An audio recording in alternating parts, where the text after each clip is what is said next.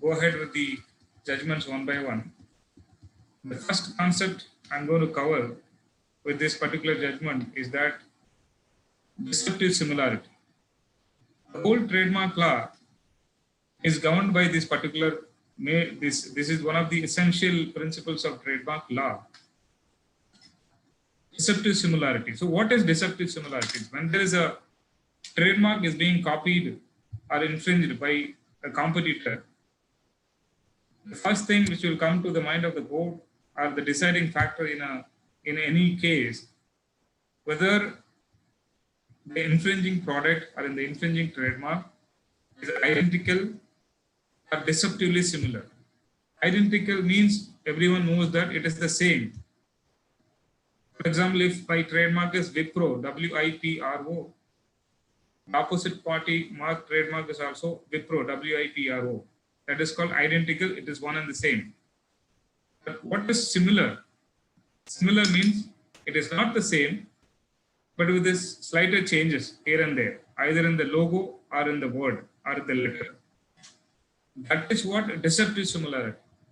It is similar. How it is similar? It may deceive the consumers thinking that the second product is the original product of the first person. So that is why it is called as deceptive similarity. And that is the main reason which is stated in the definition clause, that it is a distinguishing factor, a distinguishing thing from one person from those of others. This is a very landmark judgment from the Supreme Court of India. Parley Products Private Limited versus JP & Co. and Mysore.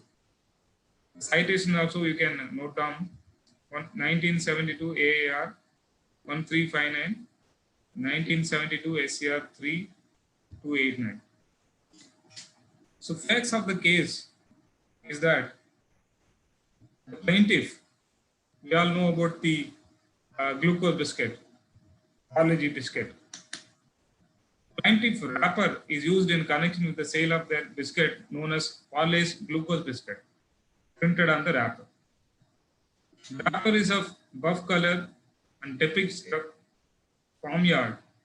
The girl in the center carrying a pail of water and cows and hens around her on the background of farmyard, houses and trees. It is like a picture. The girl standing and the background of the picture is like she has cows and hens in the background. And this is what the wrapper or the packaging color of the particular biscuit bag. The plaintiff claims that they have been selling their biscuits on an extensive scale of many years, passed under the said trademark, which acquired great reputation and goodwill among the member of public. So these are the important words you can note down. It has acquired great reputation, goodwill among the members of the public. So for a trademark, acquiring goodwill is one of the major factors to decide the trademark cases. Because trademark, in other words, it is a goodwill. The person is creating a goodwill over a period of time by the quality of the product or the huge amount of money they are spending for the publicity of the product. The defendant pleaded ignorance of the registration of the trademark. In this case, the plaintiff has already registered the trademark. The defendant says that, no, I'm not aware of this. They denied that the wrapper used by them in connection with the sale of the biscuit was deceptively similar to the plaintiff's trademark, as alleged, or they had in any way infringed the trademark rights of the plaintiff. And they are refusing that, no, we have not copied, we have not infringed, and our wrapper design is not similar to your wrapper design. They pleaded further, there was a good deal of difference in the design of the wrapper from that of the plaintiff. They relied on certain features of their design which were said to be quite dissimilar to those of the plaintiff's wrapper. Inasmuch the defendant's wrapper contained a picture of a girl, you can note down. See, in the plaintiff image, as I told you, that glucose biscuit, and in the defendant wrapper also, they have the name, but the background image, you can see here also there is a girl standing. Picture of a girl supporting with one band of bundle of hay on her head, carrying a sickle and bundle of food in the other. The cow and hens being unlike those of the plaintiff's rappers. In this image also, in the background they have cow and the hens, but it is not exactly as shown in the plaintiff image. But this image is also having the cow and the background, whatever was similar to the plaintiff one. There was also said to be differences in the design of the buildings of the two wrappers, and the word printed on the two wrappers were distinct and separate. So the defendant claims that so these are the differences. The hens in our image, the hens in your images are completely different, and the cow is also looking different. Though there is a girl, the girl is carrying a hay of on her head, and there is a sickle on her hand. So this girl and that girl is not similar. So all these were the arguments from the defendant side. But we will see what is the court's verdict. The trial court meticulously examined the features found on two wrappers. So the trial court compares two wrappers found in the both the products, biscuit in this case. Before it took the view that there were greater points of dissimilarity than the similarity between the two. As such, it was unlikely that the defendant goods would be passed off. And as for the goods of the plaintiff, I think you would have remembered that in the previous session, I explained what is passing off. So in the trademark, there are two types of remedy available in the civil law.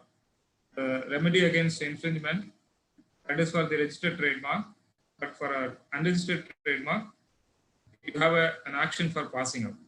For a registered trademark, you have both remedy, that infringement as well as the remedy of passing up.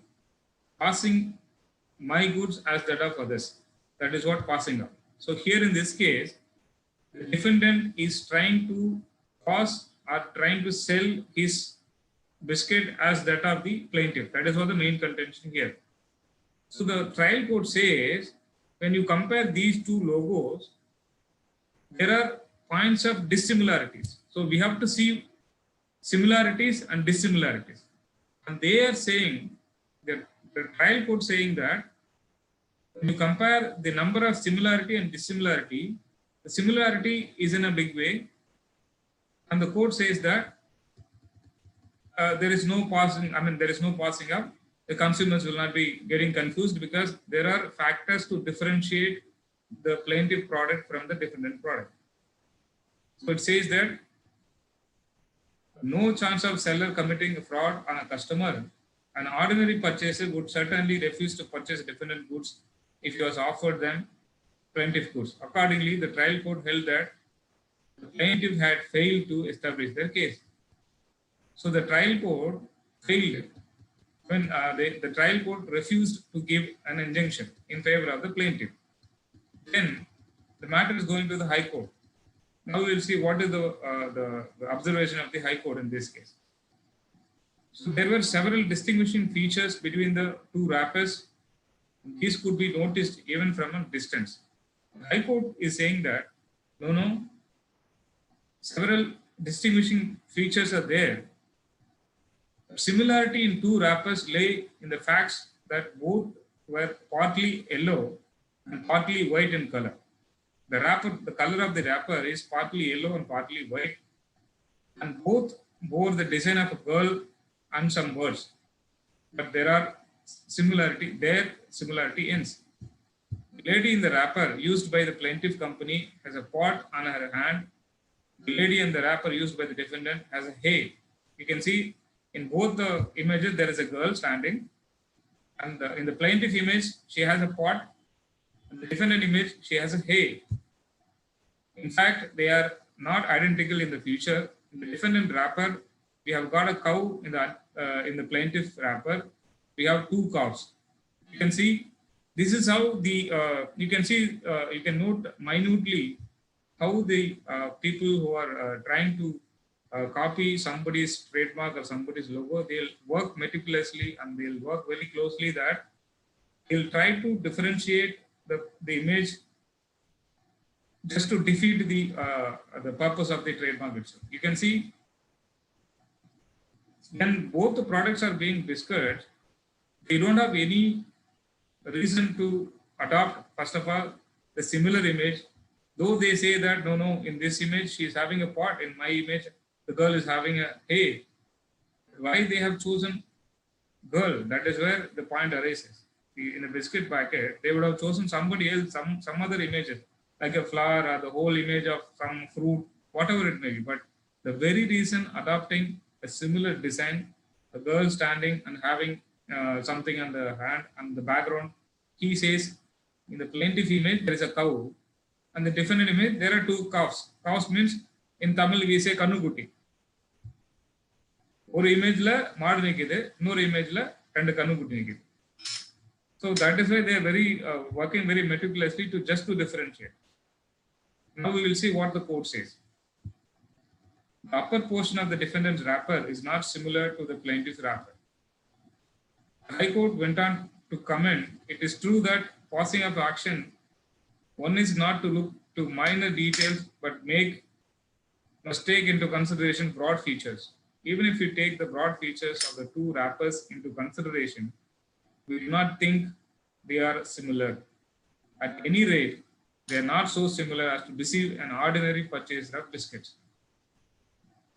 So one thing you have to note here, both the trial court as the High Court says, who will be confused when there is a product, especially in a trademark law, when you decide about deceptive similarity, who will be deceived? Here, the kind of purchaser is very important. In most of the products, the courts have held that you have to look at, in the nature of, or you have to compare it by keeping a ordinary prudent man with average imperfect recollection or a person of a layman. That is why they say they are not similar as to deceive an ordinary purchaser of biscuit. When a common man goes and buy a biscuit, and they say that no, this is not similar. They have more dissimilarities when you compare this. This is what both the trial court as well as the High Court says, that both the images are not similar. Then there is no infringement or there is no passing up. But we'll see what the Supreme Court says. This is what is very important. And this is what has been followed in this country. This particular judgment has been a landmark judgment. You can see the year. It is 1972. Till today, this judgment is a very good judgment and is being quoted in various cases all over India. Now we'll see what the Supreme Court says. It says, in an action for infringement, the plaintiff must no doubt make out the use of the defendant mark is likely to deceive. But where the similarity between the plaintiff's and defendant mark is so close, either visually or phonetically. This is what is very important. So how to decide whether the mark is similar? There are three criteria the courts have held: phonetically similar, visually similar, and overall similar or graphically similar, as stated in the section itself. So here the Supreme Court says the defendant mark is so close either visually or phonetically or otherwise, and the court reaches the conclusion that there is an imitation. No further evidence is required to establish the plaintiff rights the violated. Expressed in another way, if the essential features of the trademark of the plaintiff have been adopted by the defendant, the fact that the get-up, packing, and other writing or marks on the goods or on the packets in which he offers his goods for sale show the marked differences or indicate clearly the trader are different from the registered proprietor of the mark would be material. Whereas the case of a passing off, the defendant may escape liability if he can show the added matter is sufficient to distinguish his goods from those of the plaintiff. So What the court is trying to say, adding of, instead of cow having two calves, is specifically made just to differentiate. It's purposefully made. Having a girl with having in hands the different material is purposefully made. So the court is trying to say, you can see the underlined wordings, essential features of the trademark of the plaintiff have been adopted by the defendant. So in a label or in a device mark, when there are too many materials, like in this case, there is a word glucose biscuit, and there is an image girl, the background, everything is there. So it is a combination of so many materials or so many elements. But we need to see when there is a conflicting mark or competing mark, we have to compare both, and we need to see whether the essential elements or major elements of this particular trademark is being copied in this trade. It is not necessary that both the trademark have to be identical and it has to be exactly the same. Supreme Court says no. Even if the essential elements are copied, there is a scope for infringement or passing out. That is what the intention of the party. Now the bullet points are there. In order to come to the conclusion whether one mark is deceptively similar to another, the broad and essential features of the law of the two are to be considered. They should not be placed side by side. This is what is very important. In many judgments, even in our High Court, they say, as per the college judgment, this is what the test to be conducted. When you compare two logos or two composite trademark or two devices, normally the way they compare is that just keeping side by side. They'll see that these two are same. But the court says you cannot do so. It should not be placed side by side to find out the differences. Because if you keep side by side, it is like very easy to find out, okay, this is not there. In this hand, she has a hay, and in the other image, she has a pot. So you can easily find out the difference. That is not the way when you go for buying a product. You will easily go and take the product, you will hardly remember whatever the image. You can't say that, okay, in that image, the cow was there. There was one cow here, there are two cows. You can't say that. That is what the court says. They should not be placed side by side to find out if there are any differences in the design. If so, whether they are such a character as to prevent one design from being mistaken for another. It would be enough if the impugned mark bears such an overall similarity to the registered mark as would be the likely to mislead a person usually dealing with one except the other if offered to him. In this case, we find that the packets are practically of the same size. The court says both the biscuit packets are in the same size. Even if it is a bigger size or smaller size, there is a differentiating factor. But the court says both the biscuit packets are in the same size. The color scheme of two wrapper is also same. The color scheme, the overall look of the biscuit packet is also same. The design on both, though not identical, is noted. Design on both, though not identical, bears such a close resemblance that one can easily be mistaken for another. A common man, that is what I use the word common man, or a man of ordinary prudence, or a layman. When you give one thing by saying that this is the other product, he can easily get confused because he cannot remember all the materials in the wrapper, everything, because the color is same, shape is same, the overall look is also same, color, getup, everything is same. So he will definitely get deceived. Essential features of both are there in a girl with one arm raised and carrying something in the other with a cow. Cow or cows near her, and hens or chickens in the background. That's what they are saying. In the background, there is a farmhouse with a fence. The word glucose biscuits in one and the glucose biscuits in the other. You can see that. I'll maybe highlight.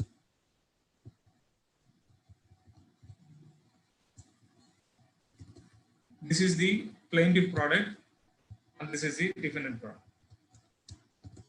even in the word, it is not that only that images are same. You can see even the word glucose biscuits and glucose biscuits. Just they have added the yes. That's it. So, and the other occupy prominent place at the top with a good deal of similarity between the two writings. So anyone in our opinion, the quote says that anyone in our opinion who has a look at one of the packet today may easily mistake the other if shown on the another day as being the same article which he had seen before. So they are saying give one biscuit packet, the plaintiff biscuit packet to one person today. The defendant biscuit packet, you give it on the other day, the next day. After seeing the defendant's biscuit packet the next day, if a common man gets confused that this looks similar to the previous day biscuit packet, there is a scope for infringement and passing on. That is what the Supreme Court says. So now here it's very clear. It says that it is not, you have to keep the both the products or the infringing images side by side. You show it today. If not tomorrow, take it off. After some time, show the different product. And after seeing the second product, if any common man gets confused that both products are looking similar, both the images are looking similar, there is a deceptive similarity. If one was not careful enough to note that the peculiar feature of the wrapper on the plaintiff goods, he might easily mistake the defendant's wrapper for the plaintiff if shown to him sometime after he had seen the plaintiff. After all, this is what is very important. This is the observation by the Supreme Court. It says, after all, an ordinary purchaser is not gifted with power of observation of a Sherlock Holmes. So it's like the detective stories of Sherlock Holmes. So common man is not like a detective agent to see the differences, minute differences. Common man is gifted with the normal, ordinary mind. So we have therefore no doubt that the defendant's wrapper is deceptively similar to the plaintiff which was registered. So the Supreme Court says we can note down that this case was rejected in the trial court. It was rejected in the High Court, but in the Supreme Court, this is what the finding, and it was a remarkable judgment. It is a landmark judgment. This decision is being followed even till today. That is what the test is being laid down by this Honorable Supreme Court. In any matter, in a matter of trademark infringement or a passing off, in any court, when they compare two infringing products or two images, one is of plaintiff, other is of defendant, the test have to be followed by the court is this test. This is always called as in most of the